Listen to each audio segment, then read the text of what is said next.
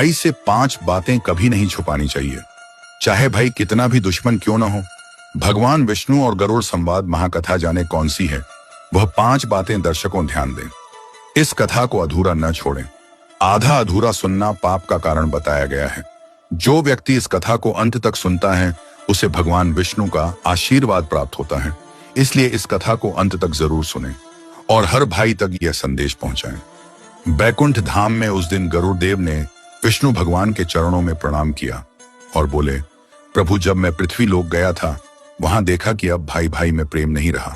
एक भाई अमीर, दूसरा निर्धन, एक सत्यवादी, दूसरा स्वार्थी। क्यों प्रभु, क्या अब मनुष्य का खून भी रिश्तों में ठंडा हो गया? विष्णु मुस्कुराए, उनके नेत्रों में करुणा थी। गरुड़, जब मनुष्य अपने सगे भाई से सच्चाई छुपाने लगता है तब वही प्रेम जो ईश्वर का रूप है धीरे धीरे नष्ट हो जाता है। आज मैं तुम्हें एक कथा सुनाता हूं, 2 भाइयों की कथा जिन्होंने 5 बातें छुपाई और अपने जीवन को अग्नि बना लिया। गरुड़ बोला, प्रभु, मैं ध्यान पूर्वक सुनने को तत्पर हूं। विष्णु बोले, सुनो गरुड़, पृथ्वी लोक में एक गांव था, नारायणपुर। वहां 2 भाई रहते थे, आरव और आदित्य। पिता हरिदास एक ईमानदार किसान और माता गौरी भगवान की भक्त। बचपन में दोनों भाइयों का प्रेम गांव में मिसाल था। आरव बड़ा शांत और जिम्मेदार, आदित्य छोटा, उत्साही और सपनों से भरा। दोनों एक साथ खेतों में काम करते, एक ही थाली में खाते और माँ हर सुबह कहती, भाई अगर अलग हुए तो इस घर से सुख चला जाएगा। वर्षों तक सब ठीक चला, पर जब समय ने करवट बदली तो भाईचारे की परीक्षा शुरू हुई। एक दिन आदित्य ने कहा, भैया मैं शहर जाना चाहता हूँ, मैं कुछ बड़ा बनना चाहता हूँ। आरव मुस्कुराया, जा भाई, पर सच्चाई और परिवार का साथ कभी मत छोड़ना। शहर पहुंचकर आदित्य को संघर्ष मिला। नौकरी छोटी थी, अपमान बड़ा था। वो हर बार फोन पर झूठ बोलता, भैया सब अच्छा है, पर असल में वो भीतर से टूट रहा था। विष्णु बोले, गरुड़, यही पहली भूल थी भाई से। मन की बात छुपाना। मनुष्य जब अपने दर्द को छुपाता है तो वह झूठ की जंजीर में खुद को बांध लेता है। गरुड़ ने पूछा, प्रभु, क्या मन की बात बताना इतना कठिन है? विष्णु बोले, कठिन नहीं, पर अहंकार बीच में आ जाता है। समय बीतता गया। आरव गांव में पिता के साथ मेहनत करता रहा, पर आदित्य शहर में उलझ गया। उसने पिता के नाम पर लोन लिया, बिजनेस शुरू किया, पर असफल रहा। कर्ज बढ़ा, ब्याज चढ़ा और वो झूठ में फंस गया।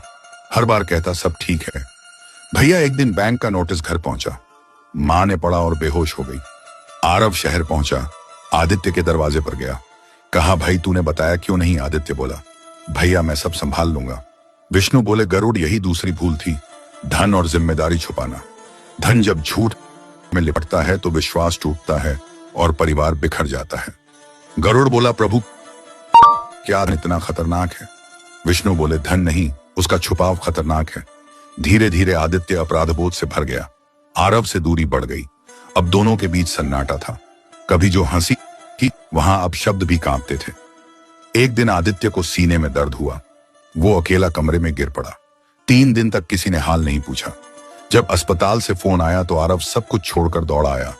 भाई को बिस्तर पर देखा, चेहरे पर दर्द, आंखों में डर। तूने बताया क्यों नहीं? आरव रो पड़ा। आदित्य ने धीमे स्वर में कहा, भैया मैं नहीं चाहता था तू दुखी हो। विष्णु बोले, गरुड़, यही तीसरी भूल थी, दुख और बीमारी छुपाना। भाई वही है जो तेरी तकलीफ में तेरा साया बन जाए। अगर तू उससे सच्चाई छुपाएगा तो तू खुद को अकेले अंधेरे में धकेल देगा। गरुड़ बोला, प्रभु आजकल लोग मुस्कान ओढ़ लेते हैं। विष्णु बोले, हाँ गरुड़, और यही आज के युग का शाप है। आदित्य धीरे धीरे ठीक हुआ। उसने कहा, भैया मुझसे गलती हुई, मैंने झूठ बोला, अहंकार में लिप्त रहा। आरव ने उसका हाथ थामा। भाई गलती छुपाने से बढ़ती है, स्वीकारने से मिट जाती है। विष्णु बोले, गरुड़, यही चौथी भूल है, गलती छुपाना। जो अपनी भूल स्वीकार करता है वही मोक्ष के द्वार के पास खड़ा होता है। गरुड़ बोला, प्रभु गलती मानने में शर्म क्यों आती है? विष्णु बोले, क्योंकि मनुष्य सोचता है कि क्षमा मांगना कमजोरी है, पर असल में वही सबसे बड़ी ताकत है। कुछ समय बाद मां बीमार पड़ी। आरव ने फोन किया, भाई मां की हालत बहुत खराब है। कुछ समय बाद मां बीमार पड़ी। आरव ने फोन किया, भाई मां की हालत बहुत खराब है। आदित्य बोला, भैया मीटिंग है, कल आऊंगा। मां ने कहा, बेटा मेरे दोनों बेटे एक साथ बैठकर खाना खाएं। पर वो दिन कभी नहीं आया। रात में मां ने अंतिम सांस ली और बस इतना कहा, भगवान मेरे दोनों बेटे साथ रहें। अगले दिन आदित्य पहुंचा, सब समाप्त हो चुका था। वो मां के चरणों में गिर पड़ा। मां तूने क्यों नहीं बुलाया? आरव बोला, मां ने बुलाया था भाई, भाई पर तूने फोन नहीं उठाया। विष्णु बोले, गरुड़, यही पांचवी और सबसे बड़ी भूल है, माता पिता की बात छुपाना। माता पिता वह दीपक हैं जो भाइयों के बीच का अंधकार मिटाते हैं। गरुड़ ने आंखें बंद की। प्रभु, अगर वो दीपक बुझ जाए तो विष्णु बोले, तो परिवार सदा के लिए अंधकार में खो जाता है। मां के जाने के बाद दोनों भाइयों ने सब कुछ बेच दिया। गांव में एक विद्यालय खोला, नाम रखा मातृ संस्कार विद्यालय, जहां बच्चों को सिखाया गया, भाई से 5 बातें कभी मत छुपाना। अब आरव और आदित्य के घर में शांति लौटी। लोग आने लगे, कथा सुनने लगे। गांव भाईचारे का प्रतीक बन गया। विष्णु बोले, गरुड़, यही मोक्ष है, जब मनुष्य अपनी गलती को समझ ले और रिश्तों में सच्चाई लौटाए।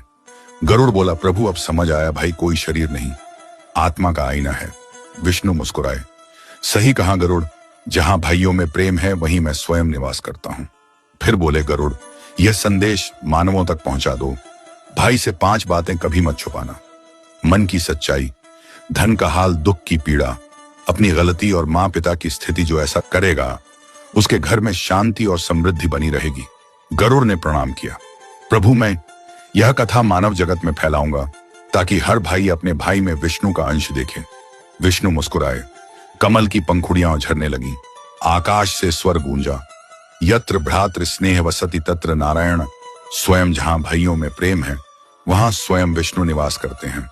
समापन श्लोक, भ्राता न सखा केवलम जीवने आधार, सदा सत्यम धनम दुखम च न गुह्यम भ्रातरि कदाचन। भाई केवल साथी नहीं, जीवन का आधार है। सत्य, धन, दुख, गलती और माता पिता की बात कभी उससे मत छुपाना। अगर यह कथा आपके हृदय को छू गई हो तो इस वीडियो को लाइक करें, शेयर करें और पेज को फॉलो करें, ताकि हर घर में विष्णु का आशीर्वाद और भाइयों का प्रेम अमर रहे। जय श्री हरि विष्णु।